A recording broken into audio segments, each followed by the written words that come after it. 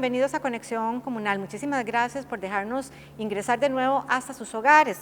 En el programa del día de hoy vamos a conversar sobre el Centro de Rescate APAMI, un lugar donde se respira el amor por los animales, pero también es una fundación sin fines de lucro que genera conciencia sobre la necesidad de proteger las diferentes especies y de conservarlas. Este es el Centro de Rescate APAMI, el programa del día de hoy. Bueno, y para conocer muchísimo más sobre esta fundación, tengo el gusto de tener aquí conmigo a Rocío Vázquez. Rocío es la administradora de APAMI. Bienvenida, Rocío. Muchísimas gracias por la invitación, Laura. Es todo un honor para nosotras poder estar aquí y compartir este espacio para dar a conocer nuestra labor. Así es, muchísimas gracias. Y también tengo el gusto de contar con Raquel Cruz, que es médico veterinaria, regente del centro APAMI. Bienvenida, Raquel. Muchas gracias, Laura, con mucho gusto. Muchas gracias. En esta conversación, bueno, Rocío, quiero arrancar que le contemos a la gente qué significa APAMI, porque tiene un nombre muy bonito este centro de rescate. Efectivamente, APAMI, que es una pregunta muy recurrente, APAMI significa verde en chorotega. Y es que de hecho el Centro de Rescate forma parte de lo que viene a ser la Fundación Monkey Park Cultura y Vida Natural. Nosotros empleamos todos nuestros esfuerzos en preservar y divulgar tanto lo que viene a ser la conservación de la biodiversidad como el legado cultural. Por eso preferimos utilizar términos chorotega para aprovechar y dar esa especie de conmemoración. Incluso en el transcurso de la entrevista, cuando sigamos nombrando algunos elementos del lugar, va a ver que los términos chorotega son bastante recurrentes. Sí, me encanta. Entonces, APAMI significa verde. Verde en chorotega. Ah, qué lindo, me encanta. Arrancamos bien con este nombre. Rocío, este es precisamente, como decía yo en la presentación del programa, un centro de rescate. No es correcto que yo diga animales, porque como bien usted me decía antes del programa, no rescatamos ni perritos ni gatitos, ¿verdad? Entonces el término correcto sería un centro de rescate de vida silvestre. Vida silvestre. Hay una gran diferenciación entre lo que son los animales domésticos, que es el ejemplo que acaba de poner usted, que serían esos perros y gatitos, y por otro lado la fauna silvestre.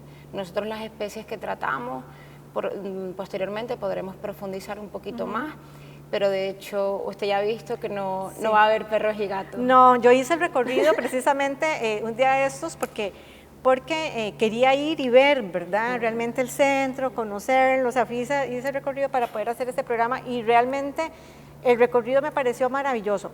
¿Por qué? Por varias cosas. Número uno, tienen animales lindos, o sea, la cantidad de animales y la diversidad de especies que ustedes han rescatado es muy lindo y además los vi en muy buenas condiciones a los animales, o sea, que quiere decir que están muy bien cuidados.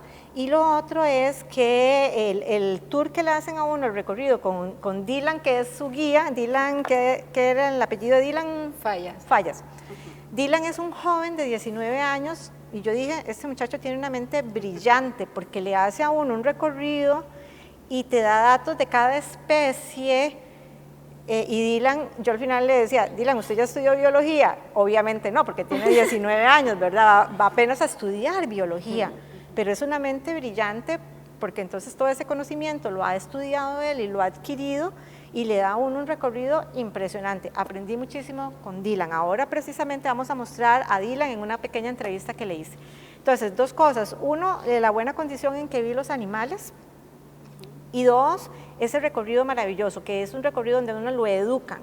Entonces, de verdad, que yo cuando terminé el recorrido salí con una mayor conciencia, de verdad, de la necesidad de conservar, proteger esas especies. Entonces, yo realmente digo y destaco que ustedes no solamente hacen una labor de rescatar los animalitos que están en alguna situación de riesgo, sino de formar, educar y generar conciencia, que eso es muy importante. Ahora, sí. Creo que es como la única forma realmente que podemos continuar con nuestras labores, porque si la gente se educa cada día más a entender qué especies realmente sí son una mascota y cuáles especies no, y aprender a realmente coexistir con el medio ambiente y con la biodiversidad, creo que esa es como la principal función que tenemos nosotros, poder educar y llevar ese mensaje a la gente de que no es solamente que estamos realmente invadiendo sus territorios, sino que tenemos que aprender a coexistir con ellos. Sí. Entonces, parte de nuestra labor es la educación a las personas. Sí, eso me parece muy valioso. Y les voy a contar una anécdota. Raquel no estaba, el día que hice el recorrido. Y yo después le decía a Rocío, ay, no puede ser. Cuando uno entra, aquí a mano izquierda hay una gran jaula con un montón de loras, ¿verdad? Entonces yo pasé, yo cuando iba llegando pasé, y muy vacilón porque la lorilla empezó a decir, hola, hola, hola. Y yo de mensa empecé a decirle, hola, a hablar con la lora, yo, ¿verdad? Y ella se reía y yo me reía. Y ya después cuando me devolví, vi el rótulo, no le hable a las loras. Y yo decía, Rocío me va a matar, pero o sea, pero lo vi demasiado tarde. Pero ves, o sea, cosas hasta tan sencillas como esas, las aprendí. Y en ese recorrido aprendí un montón de cosas. ¿Por qué no le hable a las loras? Ya después me explicaron todo el tema del estrés, ¿verdad? Que les genera a ellas estar en la conversación. Bueno. Pero de hecho acaba de tocar un tema muy importante, porque la lora nuca amarilla es una de las especies más traficadas que tenemos en el país.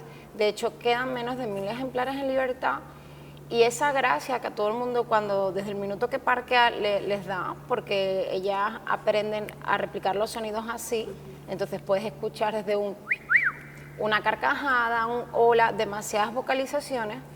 La primera reacción es reírse y responder. ¿Qué pasa? Que ellas tienen, lo comentábamos con Dylan, ¿verdad? Tienen la inteligencia como de un niño, de más de 8 años. Por eso aprenden así. Al ser tan inteligentes y replicar esos sonidos y que sean para uno tan cómicos, es lo que les ha estado estar en este grado de amenaza y a punto de extinguirse. Además, al ser animales tan longevos que superan una esperanza de vida de más de 80 años, en un ratito nos hace gracia, pero luego es bastante tedioso. Aparte de que es ilegal, por supuesto, y la gran mayoría de las loras que usted conoció han sido incautadas, porque tener fauna silvestre en Costa Rica es ilegal. Entonces nos vemos con una situación de muchos ejemplares de la misma especie. Usted vio que no era solamente ese recinto, había muchos recintos con la misma especie, todas ellas con esos problemas conductuales, además de que algunas que les habían cortado las alas. Vimos un caso de una de ellas que le faltaba el ala porque precisamente le había atacado un gato doméstico. Y todos estos animales, por desgracia, no se pueden liberar. Ya han destruido totalmente sus habilidades comportamentales, tienen problemas para relacionarse y de hecho... O sea, no las pueden liberar después de que están ahí en el rescate, ¿verdad? O sea, no en el rescate, en el centro. Sino el hecho de que haya pasado por un humano. Hay un término que se llama, bueno, cuando se humanizan los animales, la impronta, hace que sea totalmente imposible liberarlo. Puede ser porque las dificultades físicas, por un lado, en este caso, bueno, esa en concreto, el gato doméstico le había arrancado el ala, pero además las comportamentales, la búsqueda de alimento, animales sociales que entre ellos no saben interactuar, la proximidad al humano. La gran mayoría de los animales que cuidamos a diario en el santuario vienen del tráfico. Entonces, nosotros, por ejemplo, siempre... De tráfico de animales, sí, los iban a vender. Los iban a vender o ya eran mascotas. Entonces, cuando tenemos animales así, es un grave problema, porque por mucho que queramos hacerles un proceso de, aunque lo quieras asilvestrar, ya no se puede. No, porque ya perdieron sus habilidades y solitos no van a sobrevivir en... ¿verdad? Y la secuela psicológica. Ahora, Rosy, perdón, una cosita así tan pequeña, Rocío. Entonces, el tema de la recomendación, por ejemplo, bueno, esas que yo vi, la lora nuca amarilla, que es la lorita que uno ve como más comúnmente, que tienen encerradas en las casas, que tiene la nuquita que amarilla, son las que hablan.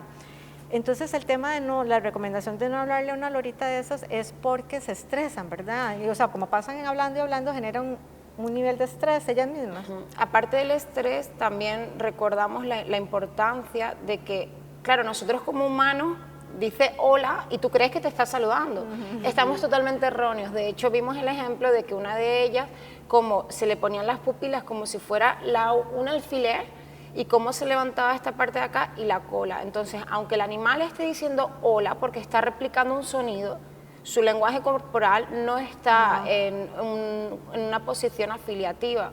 De hecho, yo le comentaba de una de mis teorías de por qué la gente con los gatos empatiza menos, es porque mezcla el lenguaje y la etología de un perro con un gato y hay esos choques culturales, que incluso nos pasa entre humanos, que aunque todos seamos humanos, nos entendemos o podemos tener... Hablamos el español, pero no es el mismo. Pero no es el mismo. Bueno, no, muy buen ejemplo. Es como importante resaltar dos aspectos importantes del animal como tal.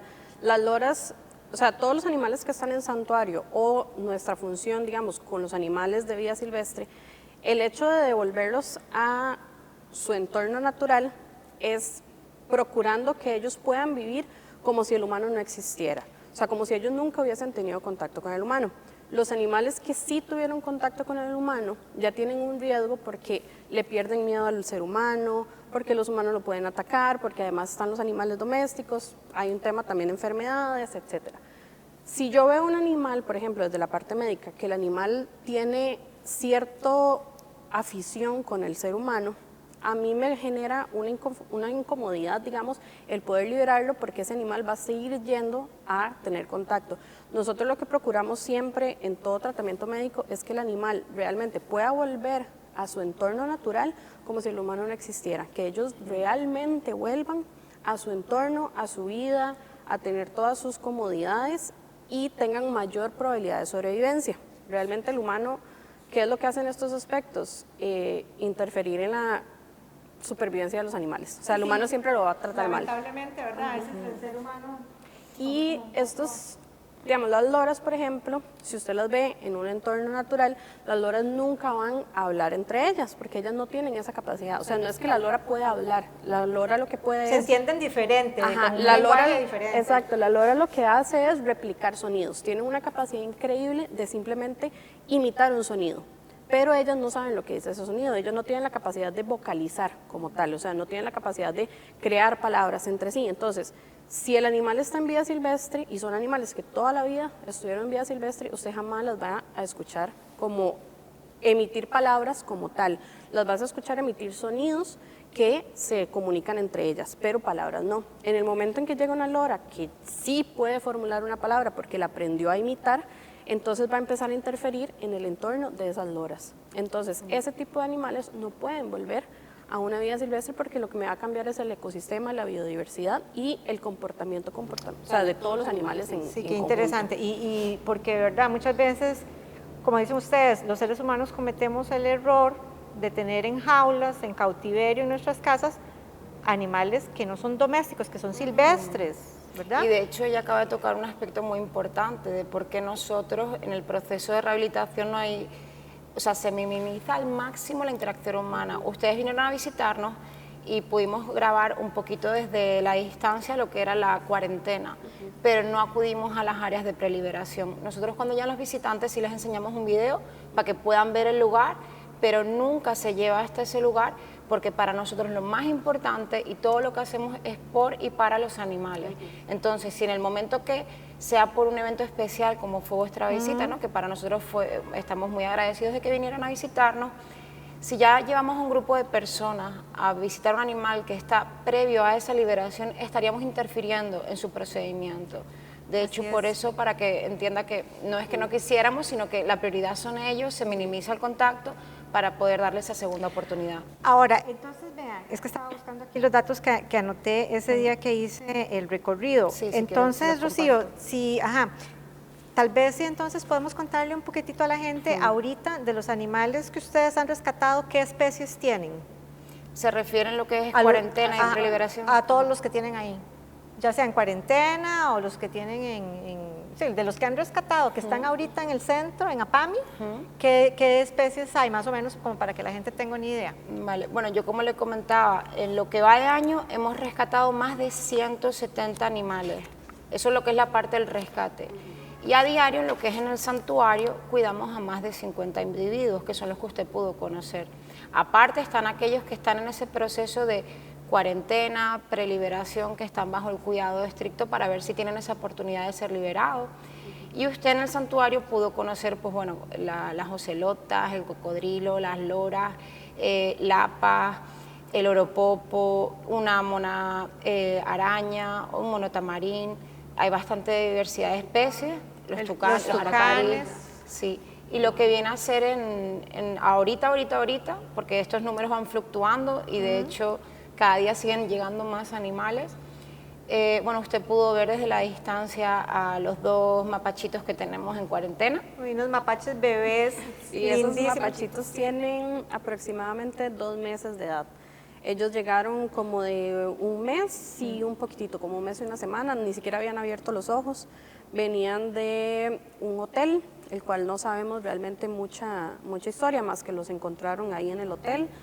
Aquí en Guanacaste. Acá en Guanacaste. Todos los rescates que nosotros recibimos son de las zonas cercanas a nuestro centro, porque nosotros trabajamos mucho de la mano con SINAC, que es el encargado de la atención de vida silvestre. De hecho, es el único encargado de manipulación de vida silvestre, aparte de un centro de rescate.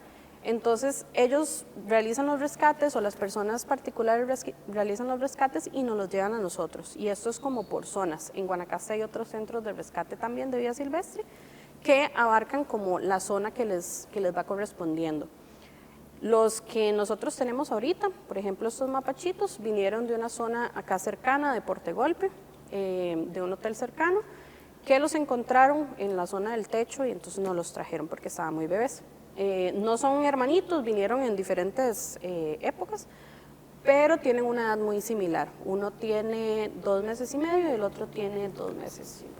Una pregunta, bueno, espere para terminar la idea, porque si yo no cierro ciclos me pierdo la vida, yo soy sistemática. Entonces, ya usted, Rocío, más o menos mencionó algunas de las especies que tienen ahí. También vi un mono araña, venados, un venadito. Venadito vio el del santuario, pero hay otro que está en un área más aislada. ¿Qué es el santuario? Cuando usted menciona santuario. El santuario, bueno, la propiedad aproximadamente mide 20 hectáreas. Tenemos una reserva de bosque protegido. De hecho, es muy bonito porque el proyecto comenzó hace más de 25 años, gracias a doña Vanessa, que ella siempre fue una amante de los animales, que ha entregado toda su vida a ellos. Comenzó con el proyecto de reforestación y a día de hoy tenemos esa propiedad que es tan grande, esa fundación, con lo que viene a ser la reserva, y luego se separan por 2 lados lo que viene a ser el santuario del centro de rescate. Aproximadamente ocupamos como unas 2 hectáreas de lo que viene a ser este área. Por un lado, el santuario es la parte de los animales que van a tener un cuidado permanente porque no pueden ser liberados. O sea, que se van a quedar ahí siempre. Ahí, exacto. Siempre. De hecho, usted habrá vio esos bebés en lo que es cuarentena porque es parte del centro de rescate, pero en el santuario no va a haber bebés. ¿Por qué? Porque una de las diferencias que son de un santuario con a lo mejor otras instituciones como sería un zoológico es que nosotros no dejamos que se reproduzcan. De hecho, la doctora recientemente le efectuó la castración al venado, que usted conoció, y pueden ver incluso el video sobre el procedimiento en nuestras redes sociales, APAMI Wildlife Rescue Center, tanto en Facebook como en Instagram. ¿Y por qué? Porque ya teníamos previsto que el SINAC nos reportó que en breve nos va a traer a una hembra. De una venadita. Sí. Que es de decomiso también la tienen. Exacto. Entonces, ¿por qué no dejamos que tengan bebés? Porque si ya son animales que no pueden ser liberados, si dejáramos que criaran, esas crías estarían condenadas a pasar el resto de su vida en cautividad, porque los papás no pueden enseñarles a sobrevivir, porque ellos mismos no saben. Entonces, el santuario siempre va a ser como ese hogar y esa alternativa para animales que no pueden ser liberados. Ah, qué pecadito, sí. Sí, porque ya no van a poder sobrevivir solitos afuera, digamos. Exacto. Digamos, en estos lugares, la idea de un santuario es como la palabra misma lo dice. El santuario es como darles una segunda oportunidad, pero darles ese respeto y ese amor que ellos, digamos, deberían de tener. Porque respetar a la vida silvestre, respetar a la naturaleza, debería ser algo que venga en nosotros. O sea, nosotros estamos acá de paso y estamos coexistiendo con la naturaleza, y el tener un santuario y tener estos animales ahí que nosotros estamos cuidando es brindarles a ellos un respeto que se merecen. El tenerlos con las mejores condiciones. Nosotros, por ejemplo, todos los insumos que compramos no son insumos de segunda ni de tercera, son de primera calidad siempre.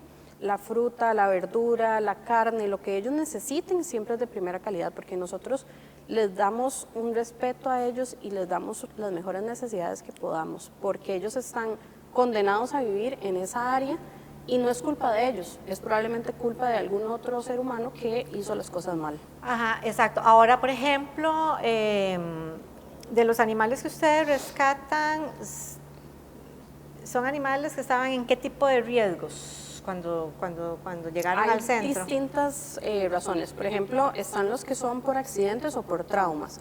Los accidentes pueden ser accidentes, por ejemplo, de electrocución, que, bueno, no sé si han visto, hay varias campañas ahorita que se están luchando contra esto, muchos centros de rescate, como la campaña de Esto no es pura vida, que estamos intentando que las entidades encargadas hagan los cambios en la electrificación. Entonces, las electrocuciones pues son algo del día a día, es súper común porque estamos invadiendo sus territorios y ellos no saben distinguir una rama de un cable electrificado. Traumas, por ejemplo, en carretera, atropellos que la gente pues maneja bastante rápido, especialmente en zonas que hay mucho bosque. Eso es otra de las causas. Otra de las causas son traumas o accidentes por interacción con vida silvestre, ya sea que las personas les produzcan algún daño como lesiones con machete, por ejemplo, si están chapeando con las motoguadañas, cosas así, también hay mucho trauma por esto. Traumas, por ejemplo, animales domésticos que atacan a vida silvestre, eso nos llega muchísimo. También, por ejemplo, podemos llamarlos falsos rescates también, porque los falsos rescates son cuando la gente encuentra una cría y no sigue como el proceso de ver si la mamá está cerca. Siempre que encontramos una cría tenemos que darle la oportunidad a ver si la mamá está cerca, la mamá siempre va a llegar, o sea, son animales y ellos tienen un instinto. Entonces, si encontramos, por ejemplo, una ardilla, un perezoso, un armadillo, cosas así, tenemos que dejar el animal tranquilo, alejarnos nosotros y ver si la mamá llega. Puede pasar 5 minutos, 1 hora, 24 horas. Los animales van a saber en qué momento ya están fuera de peligro y la mamá va a regresar. Entonces, siempre tenemos que darles ese periodo, pero muchas veces le llamamos falso rescate porque la gente encuentra, por ejemplo, un mapachito y no se da como esa oportunidad de fijarse si la mamá está cerca y simplemente lo agarran y se lo llevan. Entonces, esos pasan muchísimo. Por ejemplo, nos pasa mucho con mapaches, con los perezosos, con zarigüeyas pasa mucho también, pero con las zarigüeyas también pasa porque la gente les tiene como una mala estigma y les tienen una idea que la zarigüeya transmite rabia, que transmite enfermedades y en realidad son animales inofensivos. Entonces sí nos llega muchísimo ataques, por ejemplo. Y se comen las garrapatas, ojo, que aquí las zarigüeyas. Sí, Las se zarigüeyas comen son importantes. muchísimas, cientos al día. Y de hecho, creo que es importante los datitos así que hacen que veamos la importancia en el ecosistema de la especie de que no te está haciendo daño, al revés, es un favor. Exacto. Sí, pero el desconocimiento que tenemos en general, los seres humanos, sobre toda la fauna silvestre, ¿verdad? No nos hace valorar muchas veces la función que tienen ciertos animales en nuestro entorno. Y todos tienen una función, así sea muy pequeña, todos tienen una función. La gente, por ejemplo, el perezoso es un animal que se come solamente las ramas, las hojitas tiernas de lo más extremo del árbol. ¿Eso para qué sirve? Ellos son como los podadores del bosque. Entonces, si ellos le cortan esas hojitas tiernas al árbol y van cortando poquititos, hacen que el árbol crezca de una forma correcta y además crezca más fuerte y más grande. Entonces, ellos después bajan, por ejemplo, a la base del árbol, hacen sus necesidades y eso abona además ese árbol. Y después ellos se pasan a otro árbol. Todos los animales tienen una función que puede parecer muy pequeña, pero ayuda. Los monos comen los frutos y dispersan las semillas para poder entonces hacer el bosque más grande, más saludable y con un ecosistema que le sirva a otros animales. Por eso es que no tienen que estar enjaulados en la casa de uno, por eso tienen que estar afuera haciendo su función. Ahora, Y Hasta las loras. faltó el tema más importante ¿cuál? del motivo por el que llegan, que acaban en el santuario. Sí.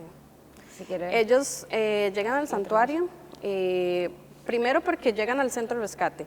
En el centro de rescate se les hace un proceso de revisión, ver cuál es el motivo del por qué entraron, ver cuáles son las condiciones, ver la historia, de dónde viene, por qué vino, cuánto tiempo, o sea, toda su historia atrás. Luego se pasa a el sitio de cuarentena. En el sitio de cuarentena, digamos, si necesitan tratamientos, se les dan los tratamientos, se les hacen estudios comportamentales, se le hace todo lo que el animal necesite. Y luego se pasa a la zona de preliberación y en esta zona es como el punto crítico. Es como uno de los puntos más importantes, porque en esta zona de preliberación es a donde nosotros vamos a estudiar si el animal tiene las capacidades para sobrevivir por sus propios medios, ya sea, por ejemplo, desarrollos cognitivos, desarrollos comportamentales. Vamos a ver si el animal tiene capacidad, por ejemplo, de cazar, de obtener su propio alimento, si el animal está acostumbrado o no está acostumbrado al ser humano, si puede interactuar con otros animales o no, si tiene capacidades, por ejemplo, motrices de escalar, si es un animal que necesita escalar, o si es un animal arbóreo, si tiene la capacidad de pasar de un árbol a otro, cosas así. Entonces, en este proceso es en el que nosotros tenemos que tomar la decisión si el animal tiene la capacidad de regresar a su entorno natural o si no tiene la capacidad. Pero para ello, para tomar esta decisión, es todo un equipo, porque no es solamente que yo tomo la decisión de que el animal puede o no puede. Yo tengo que tomar en cuenta, por ejemplo, la decisión de los biólogos, tengo que tomar en cuenta la decisión de ellos en la parte de etología, que es el comportamiento. Ellos les hacen varios estudios para ver si el animal tiene las capacidades de regresar. Durante también este proceso, el biólogo también interviene en cuanto a enriquecimiento. Los enriquecimientos ambientales son súper importantes en este proceso. ¿Qué es el enriquecimiento? Es básicamente brindarle un entorno simulado, digamos, un entorno natural en un espacio o en un recinto para que ellos sientan que están en un ambiente libre y que puedan empezar a desarrollar sus habilidades naturales, sus habilidades con las que ellos nacieron. Entonces, si son animales arbóreos, entonces que tengan la capacidad de pasarse de un árbol a otro y que tengan la seguridad. Entonces uno evalúa muchas cosas en esto, las capacidades de buscar, de encontrar cosas, de ramoneo. Entonces uno ve cómo es el animal, cuáles son sus necesidades y a partir de ahí se hacen los enriquecimientos. Y a mí me gustaría añadir, además de, bueno, estamos tratando las amenazas, ¿no?, que son las causas por las que llegan, el mascotismo, que es una gran amenaza, el tráfico ilegal de especies, y que suele ser por lo que acaban en el santuario, porque ya no tienen las habilidades por esa intervención humana, y los ataques de perros. Tenemos un serio problema y de hecho por eso normalmente los lugares, centros de rescate y distintas organizaciones que trabajamos en pro de la conservación de la biodiversidad, se suelen hacer con frecuencia campañas de castración para tratar de hacerlo accesible a la población en distintas áreas del país. Y es que los perros muchas veces están sueltos o son callejeros o aunque tengan una persona a su cargo, el animal está suelto, tanto perros como gatos, y por tanto nos llegan muchos casos de animales que han sido, y muchos de ellos lamentablemente tienen un final catastrófico, han sido atacados por perros y gatos. De hecho, la doctora y yo, hará menos de una semana, fuimos juntas a asistir a un venado que había sido atacado por perros y lamentablemente cuando llegamos, tras el ataque de los perros, fue tan estresante esas circunstancias para el animal que ya había fallecido. Falleció el venadito. Sí, el venado. ¿Cuántos perros lo atacaron? ¿Uno? O sea, tres perros. Tres perros. Pero igual que puede ser un venado y que estamos hablando de un animal grande, imagínese un congo, una ardilla, o sea, llegan muchos animales que han sido atacados por perros y gatos. Hay tan bonitos que son los perros también, Sí. pero hay una llamada de atención importante, que yo creo que es importante llamar la atención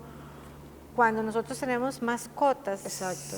Tenemos que ser responsables de esas mascotas. O sea, vieran que yo aquí voy a meter la cuchara y voy a aprovechar el tema, porque yo estoy muy de acuerdo en que los animalitos también tienen derecho, los perritos, de ir a la playa, por ejemplo. Yo estoy de acuerdo, o sea, pues sí. Lo que pasa es que uno ve mucho aquí en las playas, ¿verdad? O sea, y a mí, yo creo que muchos lo vivimos, está uno acostado ahí y a mí me ha pasado, me brinca el perro y me brinca el otro, y, ¿verdad? Y entonces yo me asusto y a mí a veces me dicen, no, tranquila, no hace nada, no, entonces no es que no haga nada, o sea, además los perros los animales actúan por instinto cuando tienen que actuar, son animales. Entonces puede ser que vos fuiste con tu perrito a la playa, lo dejaste a la libre, nunca había mordido, pues me vio a mí, vio que yo era una amenaza para él y me va a morder. O que se está comiendo un bocadillo. Exacto, sí. Entonces yo sí, digamos, siempre me ha llamado mucho la atención eso. Yo digo, llevemos, está bien, los perritos a la playa, pero llevémoslos controladitos, o sea, con su correíta y todo. Y el otro tema, llevemos el animal, pero vayamos recogiendo sus residuos. Exacto. O sea, porque tampoco puede ser, y que me ha pasado, va uno, se levanta, se va de la playa, va caminando y me paro en todo lo que no tengo que pararme, porque todos los perritos, ¿verdad?, hacen sus necesidades. Entonces, bueno. Yo con ese tema normalmente siempre yo no soy madre, pero sí que muchas veces las personas tienden a asemejar la relación que tienen con su perro como si fuera su hijo. Y yo les digo, es que tiene la misma responsabilidad. Exacto. Pues igual que con tu hijo. Sí, que si tu lo hijo ves está como tirando un hijo, basura en la playa, le tienes que enseñar a que por favor exacto, no deje basura en la playa. Pues si usted tiene un perro, tiene una responsabilidad de vigilar a su perro y el daño que pueda causar. como si fuera su hijo, entonces, Exacto. exactamente. Bueno, esa era la cuñita. Bueno, muy bien, entonces no vamos a hacer recuento de todas las especies que están en APAMI, para no contarle toda la gente y que vayan y visiten APAMI, que vayan a visitarlos. Pero vean, por ejemplo, me van a ir ayudando, voy a retomar 4 animalitos que vi, que me contaron las historias cuando hicimos el recorrido y me pareció muy bonito, pero entonces quiero que se lo vayamos contando a la gente. Ahí hay un cocodrilo que se llama Coco. Sí. Contemos la historia de Coco. Bueno, Coco, él es un cocodrilo americano, él viene de la zona de Tamarindo. Lo que tenemos de historia de él realmente es que es un animal que estuvo acostumbrado a la gente, le daban de comer, y el cocodrilo es un animal extremadamente inteligente, pero muy inteligente, ellos aprenden muy muy rápido. Entonces las interacciones con personas, realmente la gente les tiene una idea de que el cocodrilo va a atacar a cualquier ser humano, y no es cierto, en realidad ellos son animales muy pasivos. Pero Coco vivía en Tamarindo, me parece que en el estero de Tamarindo, y la gente les daba, había unas personas en particular que le daban de comer constantemente. Empezaron a darles de comer, entonces Ajá. él se venía. Entonces él empezó a interactuar mucho con la gente, y a pesar de que no los había atacado nunca y no había ocurrido un accidente, pero estaba muy pronto a ocurrir, ya el animal no le tenía miedo a ninguna persona, el animal se acerca muy fácil a las personas, entonces ya era un riesgo público. Entonces, antes de que las personas tomaran también las cosas por sus manos, ignorantemente, Sí, porque no ellos iban a cuando saber cómo matan al hacerlo. cocodrilo, porque Exacto. ay, el cocodrilo me viene a atacar, dice, sí, viene a atacarlo porque usted tiene 3 meses de estarle dando de Exacto. comer. Pero Y eso y es lo de- que sucede casi que con todos los cocodrilos en estas zonas, o sea, los cocodrilos se acostumbran, y como todo animal, si constantemente están sabiendo que en ese lugar hay comida, pues van a seguir llegando, Entonces obviamente, porque es comida fácil. decidieron llevar a Coco al centro. Lo reportaron, entonces se hizo el traslado al centro de rescate, y nosotros nos hemos hecho cargo de él ya hace más de 8 años, me parece. Sí. Y de hecho, parte de la importancia de la labor educativa que hacemos, tanto con la población local como visitante, es contar sus historias con el objetivo de prevenirlas. ¿Por qué? Porque cuando hablamos del coco, tenemos la oportunidad de poner un claro ejemplo de por qué está mal alimentar a los animales. Muchas veces yo siempre digo, a veces es más fácil la persona que le dan igual los animales porque no interfiere, que uno que los ama y con ese amor tan grande que tiene para darlos, los quiere tocar, los quiere alimentar, quiere hacer unas intervenciones que es terrorífico para ellos. Si usted ama a los animales, proteja su casa, su hogar, coexistamos en conjunto y así estamos todos bien.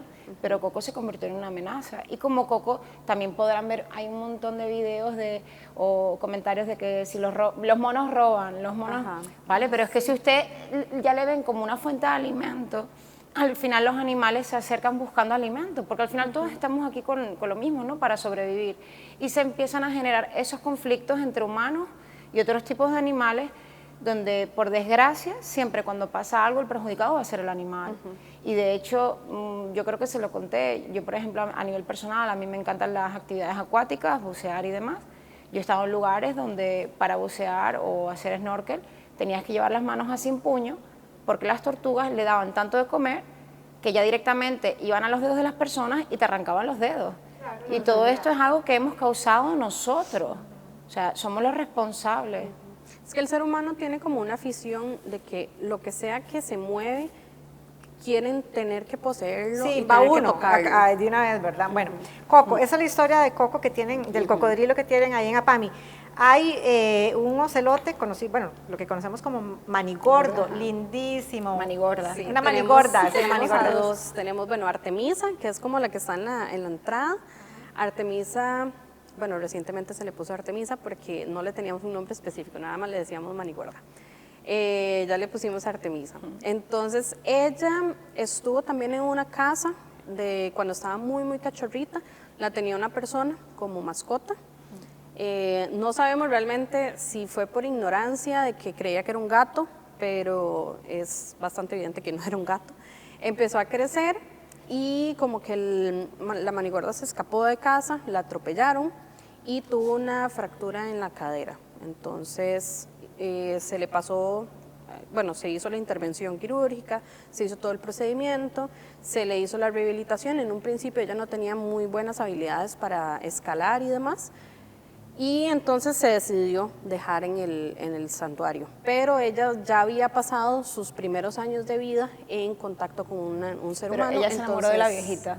Ah, de la viejita, de la otra. Yo vi la otra, ¿cómo se llama? Esa, no, todavía no le tenemos un nombre específico. Ay, Es que pero estamos- divina, porque ella se ella enamoró de la está viejita. Ajá. acostada en Ay, todos sí, sus ella es una diva. esplendor. Ella es una diva. O Ya, sea, Usted está va y llama y gordita. ella está como así, como posando. divina, y donde vio la cámara ahí nada más, exacto. Así, ella es- ella, esta es otra Manigorda. Ajá. ¿Cuántos años tienen de estar en el Ella Muy longeva. ya tiene como 9, 10 años de estar ahí. Y ha superado la esperanza de vida de la especie. Que ¿Cuántos eso años pasa tiene? mucho en cautividad, que como al final en vida salvaje un animal su esperanza de vida es menor porque tiene más amenazas, pero cuando están en un santuario, como les brindamos todas las facilidades y les restringimos esas amenazas, superan la esperanza de vida.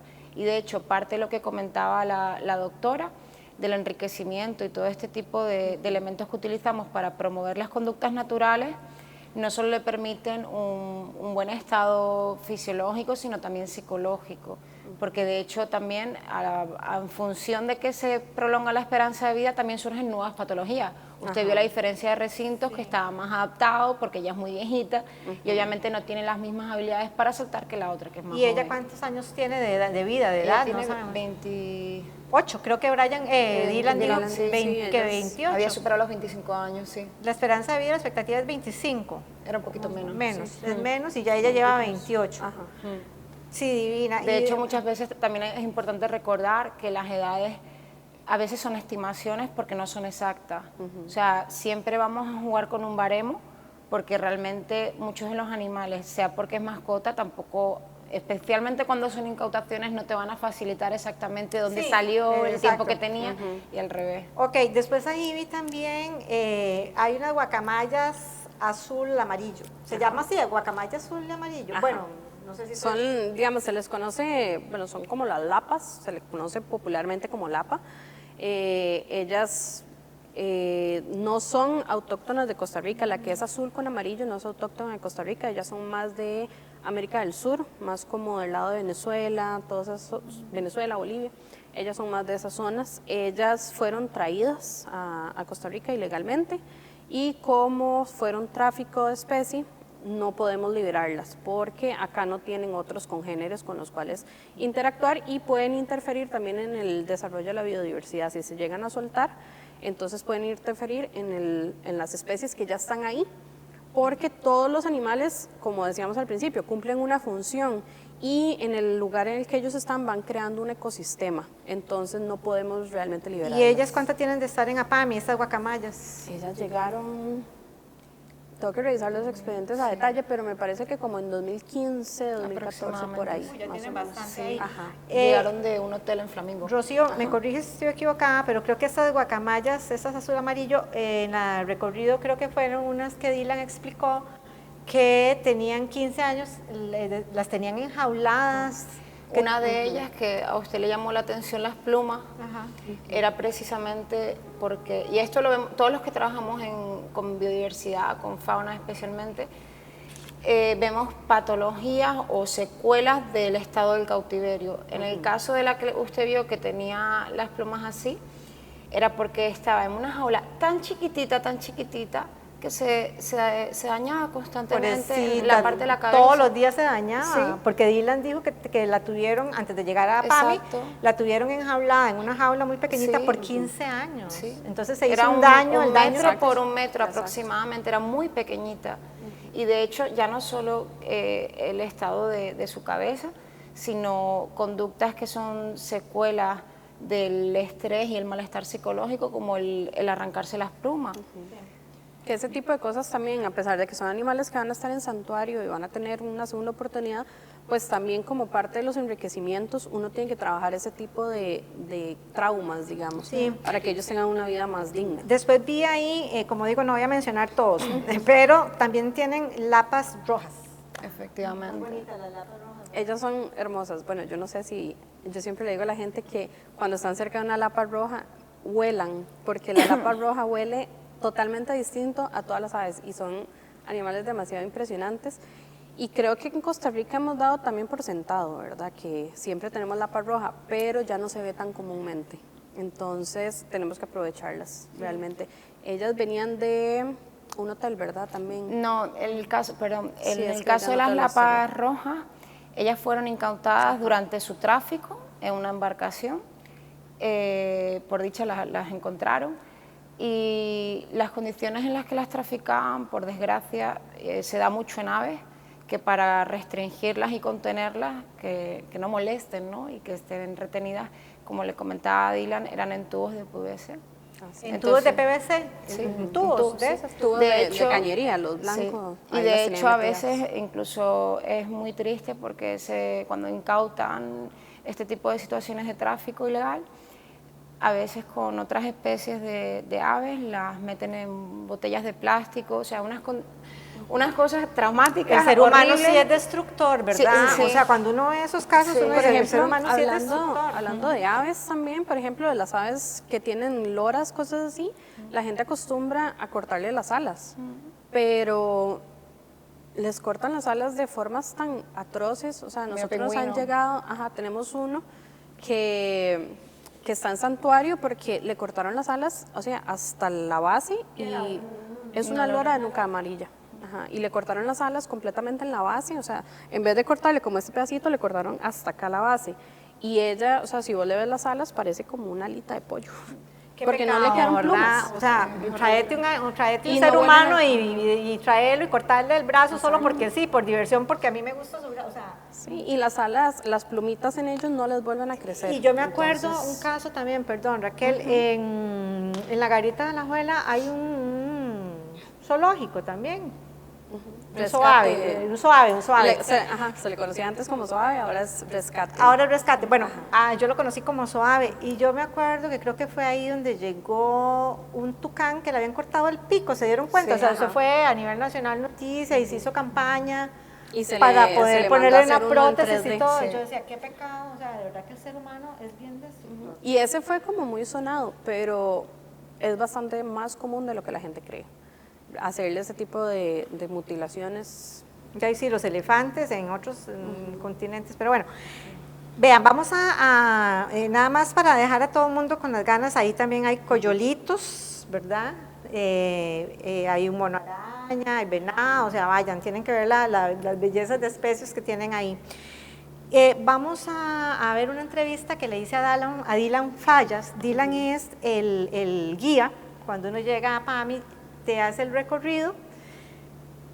La mente y la cantidad de información y de datos que le da Dylan a uno sobre cada especie es extraordinaria. Siendo un muchacho de 19 años que apenas va a estudiar biología, pero la pasión que tiene por los animales y por eso se le sale, entonces realmente un guía maravilloso. Vamos a escuchar la entrevista que le realicé a Dylan Fallas. Ok, yo me llamo Dylan, yo soy la guía turística de Apami Wildlife Center. Yo amo mi trabajo, soy la primera persona que la gente se encuentre aquí en el parque. Mi trabajo es compartir todas estas cosas increíbles que hacen el parque con el público, ¿verdad? Yo tomo 3 tours cada día con los visitantes del parque y yo aseguro que ellos aprendan lo más posible en la manera más divertida posible de todo el parque, así que todos los animales, la flora y también cosas salvajes que vemos cada día porque estamos tan cerca de la reserva, ¿verdad? ¿Y cuántos años tenés de trabajar acá en Apami? Yo tengo casi exactamente 1 año de trabajar acá, empecé en el octubre del último año. nos hiciste el tour y tenés un conocimiento extraordinario de cada especie y vas a estudiar biología en la universidad, ¿verdad? Eso es lo que quieres hacer. Sí, yo quiero estudiar biología y después de eso estudiar ciencias políticas para hacer lo mismo ambiental, pero del lado bueno, ¿verdad? Y todo ese conocimiento maravilloso que tenés de cada especie, porque nos contaste la historia de cada especie, su nombre científico, su explicación científica, todo ese conocimiento es autodidacta, es porque vos lo has ido estudiando solito. Sí, yo siempre he amado la naturaleza y yo paso mucho tiempo buscando diferentes fuentes de información. O sea, desde libros a buscando estudios en el internet y yo amo todo que es el ambiente, ¿verdad? ¿Y qué es lo que más te gusta de trabajar aquí en APAMI? Poder venir a trabajar y ver tucanes y gatos y felinos salvajes mientras estoy caminando a mi oficina, ¿verdad? Y interactuando con todo diferente tipo de gente por todo el mundo que han visitado desde Canadá hasta África y es increíble. Bien, acabamos de ver una entrevistita que le realicé a Dylan Fallas, quien es el muchacho guía extraordinario de este centro de rescate APAMI. De verdad que a Dylan se le notaba, y no solo Dylan, realmente Rocío, y lo he comentado del día que me vine, que hice el recorrido para acá con algunas personas que he hablado sobre APAMI, a todas las personas que nos atendieron ese día se les ve, incluido a usted, el amor y la pasión con la que trabajan, ¿verdad? Y lo digo no solo porque se les sale, ¿verdad? En la atención cuando uno llega y demás, las personas que van a PAMI van a tener esa misma atención, sino porque además siendo fundación sin fines de lucro, dependen mucho o dependen de donaciones, entonces realmente trabajar en eso de la es pasión por lo que uno hace, ¿verdad? Sí. Ustedes dependen de la cantidad de gente que les llegue y pague. Nosotros cuando llegamos se pide esa contribución para intentar sostener nuestra labor, y es que la fuente principal de ingresos es la visitación y las donaciones. ¿Qué pasa? Que lastimosamente tenemos un turismo que fluctúa. Ahorita estamos en época lluviosa, lo cual ya bastante desafiantes son las condiciones meteorológicas, que de hecho pueden ver en el contenido que subimos, las inundaciones, todo, o sea... Se les inundó ayer, ¿verdad? Toda esa semana. Cada vez que llueve se inunda, entre las inundaciones, que se va la luz, que cae un rayo, que nos quedamos sin internet. O sea, entre las dificultades que conlleva de por sí las condiciones meteorológicas, se sume la ausencia, que obviamente lo comprendo, nadie quiere venir a visitar si está el clima así. Yo tampoco quiero ir, pero lo hago porque amo a los animales. Pero, ¿qué pasa? Que los animales no van a dejar de comer. O sea, todos los animales que usted ha citado y los demás no van a dejar de comer, no van a dejar de ocupar ayuda, que la doctora los asista, que les dé los tratamientos.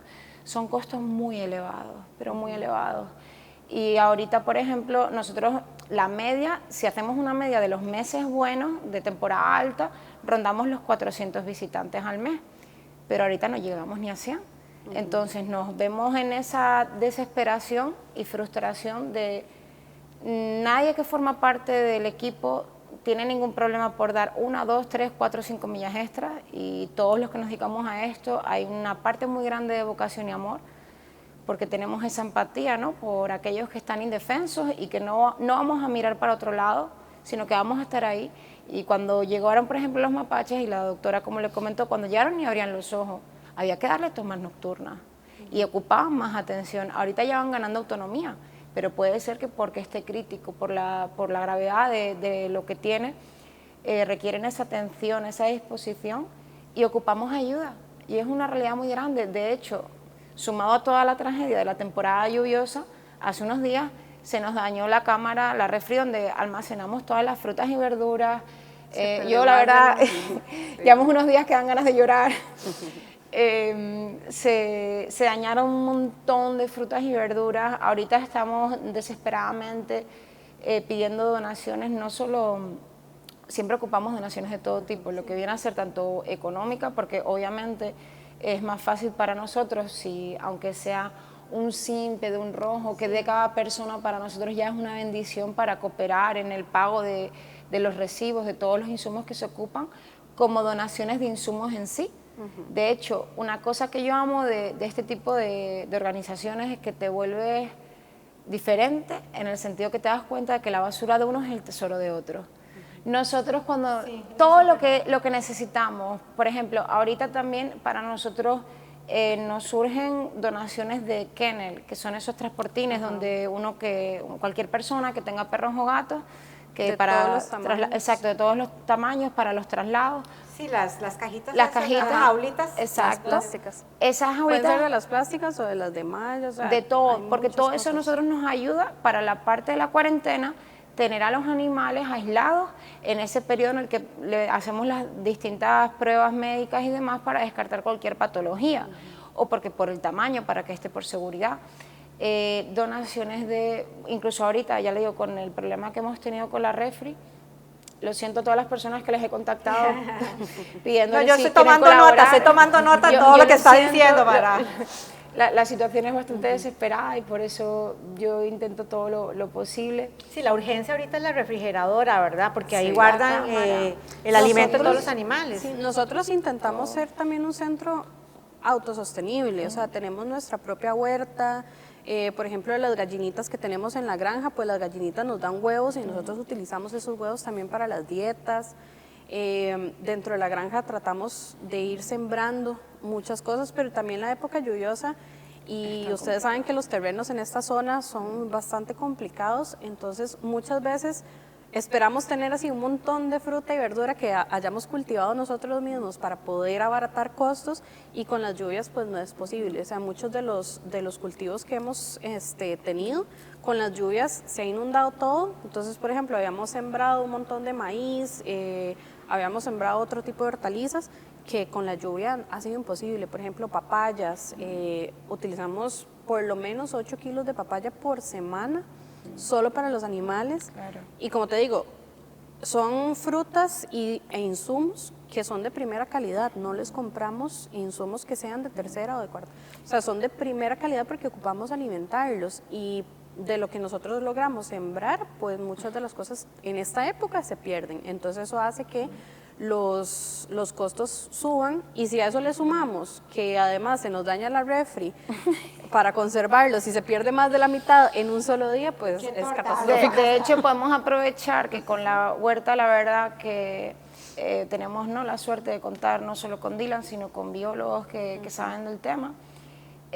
Si alguna entidad que quisiera colaborar con donaciones de semillas y bueno, tenemos un listado enorme de todo lo que queremos hacer para intentar ser autosuficientes, porque el objetivo es ese, ¿no? También tratar de reducir las facturas de comprar todas esas frutas y verduras. Ocupamos semillas de tanto frutas como hortalizas para poder plantarlas. Ocupamos yo no sé cómo insumos se traduce, generales de jardinería, soil, abono, siempre es que tierra abonada, exacto, sí. que es como la tierra abonada La tierra para que ya poder está sembrar. con los nutrientes Ajá. para poder que eso salga a flote y que se dé. Bueno, Manos, voluntarios. que quieran. Voluntarios, eso Por le iba a favor, decir. sí, Hay sí. mucha gente que le gusta mucho esto, ¿verdad? Pueden ser voluntarios. sí. Ok. Y de hecho no solamente las personas particulares, porque muchas veces vienen personas visitando que como visitantes empatizan con la causa y luego vienen a cooperar, lo cual para nosotros es una bendición porque usted ya vio que somos un equipo muy pequeño, que hacemos lo que podemos con lo que tenemos. Hacen mucho, las felicito. Y de hecho las manos siempre se agradecen. Yo muchas veces la gente pregunta, ¿y qué voy a hacer? Le digo, hombre, pues depende. Depende de cuántas personas, cuántas horas, depende, por ejemplo, siendo realista, si a mí ahora viene una persona que me dice que es electricista, para mí es una bendición y le voy a pedir que me ayude por favor a terminar el instalado eléctrico del aula. Si viene una persona que en base a sus habilidades también para nosotros puede ser una bendición con su servicio. Y también incluso se dan los voluntarios corporativos. Ahorita está muy en auge la conciencia por la parte de las empresas, las corporaciones, de hacer responsabilidad social corporativa, que es una forma de tener también esa parte, ¿no? Con el compromiso medioambiental, y a través de ahí pueden hacer tanto voluntariado corporativo, que también es una forma de promover el team building y la cohesión en el equipo de trabajo. Por lo general a la gente le gusta porque es una actividad diferente y al venir un grupo grande nos permite, por ejemplo, en una instalación, en un recinto completo, hacerle un cambio tremendo de estructuras y demás. o también las donaciones de insumos. Bueno, no, perfecto. Entonces queda abierta el llamado, ¿verdad? Para las personas que se quieren sumar a esta bonita labor que ustedes realizan, incluso ya sea por voluntariado, donación de semillas, donación de tierra, o sea, busquen el centro en redes sociales para que los puedan contactar también y se puedan indagar un poquitito más de qué es lo que están necesitando en ese momento. Pero también hay un número para SIMPE en caso de que alguien quisiera llegar a una donación económica, es el 8608-9950. Eso es SIMPE, 8608. Ahí también, 9950. ahí también pueden escribir el WhatsApp, es el WhatsApp de la fundación, y pueden hacernos las consultas de qué cositas pueden donarnos, cómo pueden ayudar, cuáles otras formas de ayudar también pueden. ¿Cómo aparecen en redes sociales para que los contacten a través de redes? Como APAMI Wildlife Rescue Center. De hecho, bueno, con poner APAMI, que ya todos sabemos qué significa verde en chorotega, ahí le sale bastante fácil. APAMI, que es APAMI corriente. APAMI. Señora, se nos acabó el programa, pero ha sido muy lindo tenerlas aquí en Conexión Comunal. Rocío, muchas gracias por dejarnos conocer APAMI y por permitirle también a todos nuestros televidentes pues, poder acercarse a través de la televisión a APAMI. Muchas gracias. Más bien, muchísimas gracias a vos por la invitación, porque de hecho es el primer centro de rescate en Costa Rica fundado por una mujer costarricense y se merece el apoyo de todos nosotros para poder seguir adelante. ¿Cómo se llama la fundadora? Doña Vanessa Jarrín. Bueno, doña Vanessa, entonces muchas felicidades por esto tan maravilloso que hizo. Raquel, muchísimas gracias, Muchas gracias por estar aquí en Conexión Comunal. Muchísimas gracias. A ustedes gracias por acompañarnos. Somos Conexión Comunal todos los días a las 8 de la noche por Canal 5. Muchas gracias.